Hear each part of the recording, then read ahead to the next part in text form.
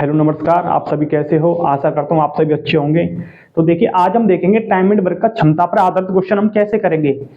देखिए, जैसे कि क्षमता पर आधारित हमारे सामने क्वेश्चन है, एक ही कार्य करने की क्षमता बी से 3 गुनी है, अतः वह काम करने में बी से 20 दिन कम समय लेता है।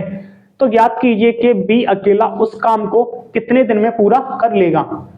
तो देखिए, हम क्वेश्चन को कैसे बनाएंगे। हमारे सामने कितने व्यक्ति, दो, ए और बी। ए और बी हमारे सामने दो व्यक्ति हैं। हमें उनकी क्षमता के बारे में दे रखा है कि ए की क्षमता बी से कितनी है, 3 गुनी। हमने माना कि बी की काम करने की क्षमता कितनी है, 1। हमने माना कि बी के काम करने की क्षमता कितनी, 1। अगर बी की काम करने की क्षमता 1 है तो ए के काम करने की क्षमता 3 गुनी होगी सवाल के हिसाब से। तो कितनी होगी, 3। हमने यहां से ए और बी की क्षमता का क्या बना लिया, रेशियो यानी अनुपात। ये क्या, क्षमता।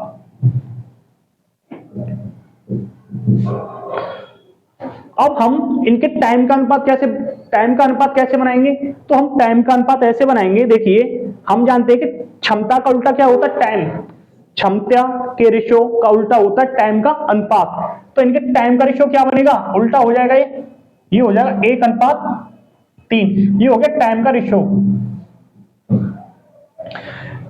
ए और बी के काम करने की क्षमता का रेशियो है 3:1। तो इनके टाइम का रेशियो क्या होगा, दोनों का उल्टा हो जाएगा। टाइम और क्षमता क्या होते हैं, एक दूसरे के अपोजिट होते हैं। तो देखिए, अब हमें सवाल में क्या दे रखा है, ये दे रखा है अतः वह काम करने में बी से 20 दिन कम समय लेता है।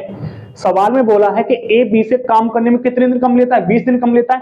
अगर हमारे सवाल के हिसाब से देखा जाए, हमारे हिसाब से कितनी यूनिट कम ले रहा है।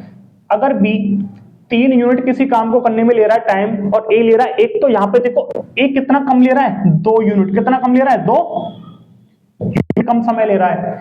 अगर हम रेशियो में यूनिट में बात करें तो हमारे हिसाब से 2 यूनिट कम ले रहा है ए। लेकिन सवाल में कितना बोला, सवाल में बोला है कि 20 दिन कम समय लेता है, यानी कि 2 यूनिट के बराबर कितना होगा, 20 दिन। अब हम यहां से 1 यूनिट का मान निकालेंगे, इसको डिवाइड करेंगे, काटेंगे तो कितनी बार काटेगा, 10 बार। यहां से 1 यूनिट का मान कितना निकल के आया, 10। अब हमें क्या बताना है कि बी उस काम को करने में कितना या कितने दिन लेगा, यानी हमें टाइम बताना है बी का। तो देखो, 1 यूनिट बराबर कितना है, 10। अगर हम 10 का गुणा यहां कर दें, बी 3 यूनिट टाइम ले रहा है ना, तो अगर यहां बी के जो काम करने का, जो बी का काम करने का टाइम का जो अनुपात है कितना है, वो 3 है। अगर हम इस 3 में क्या करें, 10 का गुणा कर दें, तो हमें पता चलेगा कि बी अकेला उस पूरे काम को करने में कितने दिन लेगा, 30 दिन। तो हमारा आंसर क्या होगा, 30 दिन। अगर हमसे पूछा होता कि ए कितने दिन लेगा, तो हम यहां 1 में गुणा कर देते, तो ए का भी निकाल देंगे हम। ए का टाइम का रेशियो कितना है, यानी ए कितने यूनिट टाइम ले रहा है, 1। तो 1 में गुणा करेंगे हम 10 का, तो कितना, 10, यानी कि 10 दिन। हमें पूछा था बी का, तो बी कितने दिन लेगा, 30 दिन, जो हमारा ऑप्शन नंबर सी। अब आपके सामने एक और क्वेश्चन है। देखिए, राम की कार्य क्षमता श्याम से दुगनी है, दोनों मिलकर एक कार्य 15 दिन में पूरा कर लेते हैं। बताइए अकेले राम उस कार्य को कितने दिन में पूरा करेगा। यहां भी देखो, हमें कितने व्यक्ति दे रखे हैं, राम और श्याम। राम और श्याम, हमें इनकी क्षमता दे रखी है कितनी। राम की जो क्षमता है वो श्याम से कितनी, दुगनी। अगर श्याम की क्षमता कितनी, हम माने 1।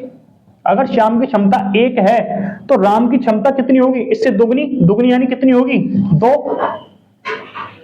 ये अनुपात बनाया हमने इनकी क्षमता का। किसका अनुपात बनाया, क्षमता का। तो देखिए, दोनों मिलकर एक कार्य 15 दिन में पूरा कर लेते हैं। बताइए अकेले राम उस कार्य को कितने दिन में पूरा करेगा। तो देखो कैसे करेंगे। सबसे पहले हम यहां से क्या बनाएंगे, इनकी टाइम का रेशियो। टाइम का रेशियो क्या होता है, क्षमता का उल्टा। तो कितना होगा, 1:2। ये होगा हमारा टाइम।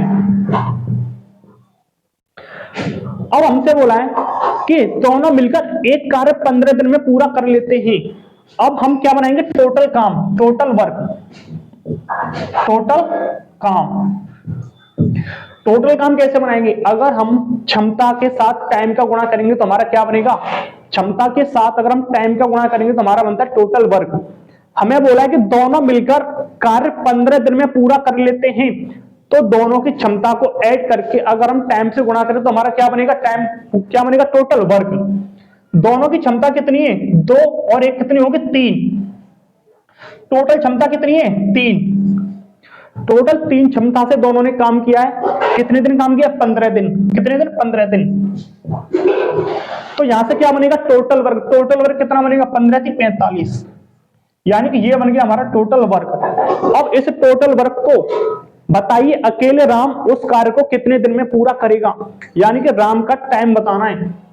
टाइम तो तभी बताएंगे ना हम, अगर हम टोटल वर्क में क्षमता से डिवाइड करेंगे तभी तो टाइम निकल के आएगा। तो देखो हमें बताना राम की क्षमता कितनी है, राम की क्षमता कितनी है, 2। कितनी है, 2। तो बताइए अकेले राम उस कार्य को कितने दिन में पूरा करेगा। तो देखिए राम की यहां पे क्षमता कितनी है, राम की क्षमता है 2। अगर हम 2 से डिवाइड करेंगे, 2 से क्या करें, डिवाइड, तो भाग दे लीजिए, ये हमारा बनेगा 22 सही 1/2 दिन। यानी कि राम उस कार्य को करने में कितना टाइम लेगा, 22 सही 1/2 दिन लेगा। तो आपको क्वेश्चन समझ में आया होगा। तो आप हमारे साथ बने रहिए लगातार, ऐसे ही मिलते हैं नेक्स्ट वीडियो में नेक्स्ट क्वेश्चन के साथ। जब तक के लिए धन्यवाद।